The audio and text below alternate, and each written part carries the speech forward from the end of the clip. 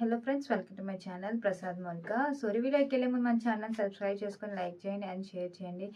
So release trailer అయితే వచ్చిందండి, హరికథ అండి. సో చాలా అంటే చాలా డిఫరెంట్గా ఉంది. అసలు ఎవరు చంపుతున్నారు, దేవుడు చంపుతున్నారా, మనుషులు చంపుతున్నారా కూడా అర్థం కాదు. ఈ మూవీలో అలా తీశారండి, సస్పెన్స్గా పెట్టారు. అసలు ఎవరు చంపుతున్నారు ఏంటి, కానీ ఈ మూవీలో లాస్ట్ సీన్ అయితే సూపర్ హిట్ అని చెప్పొచ్చు. చాలా అంటే చాలా బాగుంది. లాస్ట్ సీన్ అయితే మన ట్రైలర్‌లో చూస్తే మాత్రం, రిలీజ్ ట్రైలర్‌లో.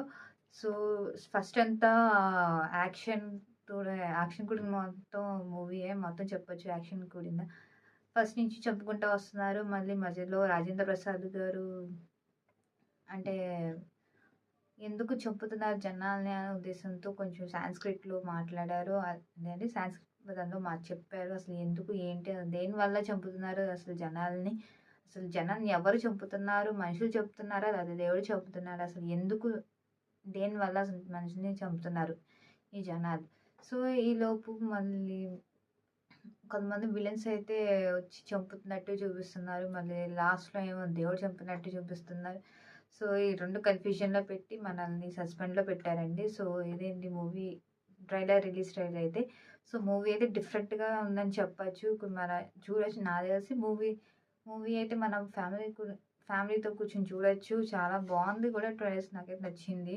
రిలీజ్ ట్రైలర్ కూడా చాలా బాగుంది. అండ్ రిలేటివ్‌గా కొంచెం బాగుంది. అండ్ దేవుడిది కాబట్టి కొంచెం చాలా ఇదిగా ఉంది మూవీ కూడా. సో, అలా నడుచుకుంటూ పోతే లాస్ట్‌లో ఒక సీన్ అయితే చూపించాను. మధ్యలో ఒక సీన్ కూడా ఉందండి. మధ్యలో ఒక సీన్ ఉంటదండి. చాలా అంటే చాలా ఒక చెప్పకూడదు, అలా ఉందండి. అలా ఉంది సీన్. పైనుంచి ఒక బాడీని తీస్తారండి. సో, మధ్యలో హెడ్ కట్ అయ్యి ఉంటది. అది తిరిగేసి హెడ్ ఉండదు. కింద బాడీ ఉంటది. చుట్టూ అంటే పిక్స్ తిరుగుతాయి. అసలేంటి, అసలు దేనివల్ల మనుషులు అలా చంపుకుంటూ పోతున్నారు? ఎవరు అసలు చంపేది జనాల్ని మాత్రం ఈ ట్విస్ట్‌లోనే ఉంది మూవీ అయితే. సో, లాస్ట్ సీన్ అయితే హైలైట్ అని చెప్పొచ్చు దీంట్లో, రిలీజ్ ట్రైలర్‌లో. ఏంటంటే నరసింహస్వామి చెట్టు ద్వారా బయటకొచ్చి నన్ను చూస్తావా, నేను ఎవరినని చూస్తుంటూ బయటకొస్తాడు నరసింహస్వామి. అద్భుత హైలైట్ అని చెప్పొచ్చు ఆ మూవీకి. సో, మూవీ అయితే అక్టోబర్ 13 రాబోతుంది. సారీ, అక్టోబర్ అనుకుంటున్నానండి. డిసెంబర్ 13 అయితే రాబోతుంది. చాలా అంటే చూడొచ్చు. అండ్ అంటే వెయిటింగ్‌లో ఉన్నట్టు చెప్పొచ్చు. నేనైతే చూడాలనుకుంటున్నానండి. చాలా డిఫరెంట్‌గా ఉంది మూవీ. యాక్షన్ అని చెప్పొచ్చు. ఎమోషన్‌తో కూడిన ఉంది. దీంట్లో చాలామంది యాక్ట్ చేశారు.